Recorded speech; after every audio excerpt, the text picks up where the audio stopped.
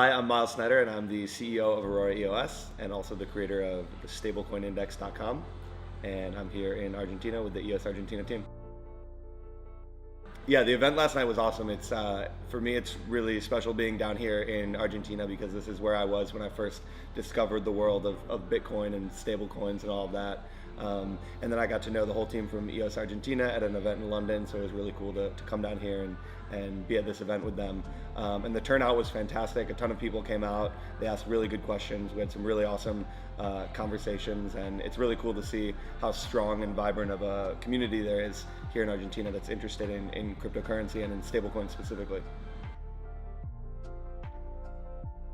So I think that the future of stablecoins, we're going to see a few different trends that are going to be really interesting. I think it'll be interesting to observe what happens with the market cap of Tether relative to some of the other fiat coins that are being offered. So we'll see if USDC from Circle or Gemini Dollar or Paxos or TrueUSD manages to take much market share from Tether. But the thing that I'm really interested in observing is the growth of really decentralized stablecoins. So you've got BitUSD and then you've got DAI on Ethereum. DAI seems to be having the most traction within the industry right now, and I'm very excited to see what happens with that in the future when they move to, for example, multi-collateral DAI, if the team is really able to mitigate risk using different types of collateral. And then I'm really excited to see some of these projects either port over to EOS or to see entirely new teams try and build decentralized stablecoins on EOS. I would love to see something equivalent to either DAI or BitUSD exist in the EOS world, because I think with all the applications that we're seeing built, it could be really useful to have a stablecoin there. And then the other thing I'm looking at is, I hope that eventually we get to see some projects similar to Basis using the sort of seigniorage shares non-collateralized model. I think it's a lot more experimental, and I think it's from an economic and game theory perspective, it's very interesting. I don't know if it can work, but I really would love to see a project get out there and try. For 2019, there's a few different things that I'm paying attention to. Big one in the Bitcoin world is the growth of the Lightning Network. I think Lightning is really interesting for a lot of different reasons, and I'm excited to see how that develops with more liquidity being added, more sort of total capacity. Another trend that I think will start sort of in probably towards the end of 2019 and continue through the next few years are these different messaging platforms that are launching cryptocurrencies. So you've got WhatsApp with Facebook launching a coin, you've got Telegram, you have Signal with mobile coin, which is more privacy focused. And I think that's going to be just a really interesting trend to observe, to see what the competition looks like between those, and will we see the success of something like Facebook Coin or whatever it's going to be called because of the wide distribution of WhatsApp, or will something like mobile coin, which takes a more privacy-centered approach and probably has more of a niche audience, will that be competitive or successful as well?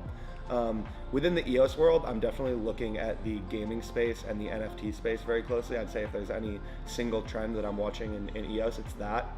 I think we're seeing a lot of projects, very legit projects, build games on top of EOS. So you've got ITAM Games and Mythical Games, both of which were founded by veterans of the gaming industry who are now kind of building on top of this idea that you can have true digital ownership with blockchain assets.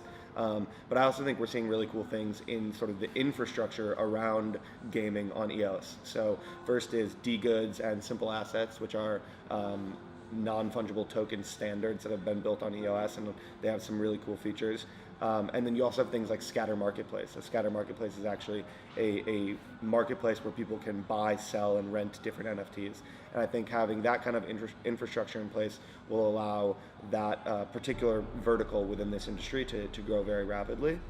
And then the other thing I'm paying close attention to are just improvements around usability. I think one of the reasons that I've always been really excited about EOS is because I think it has the sort of what it can offer to end users in terms of usability and UX is incomparable to a lot of other projects. So you have free transactions, you've got human readable account names, you've got a permission system that allows you to sort of have better security for a lot of what you're doing.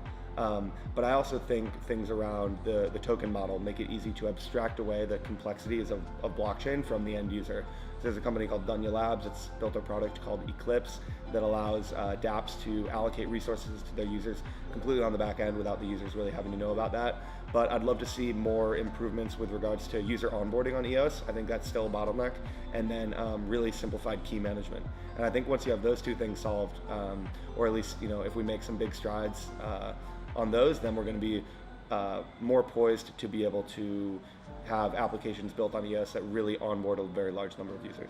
Huge thank you to the EOS Argentina team for inviting me down here. It's always a pleasure to be back in this awesome city of Buenos Aires, and thank you to the whole community, the whole Argentinian crypto community that came out to talk about stablecoins. It was an awesome event.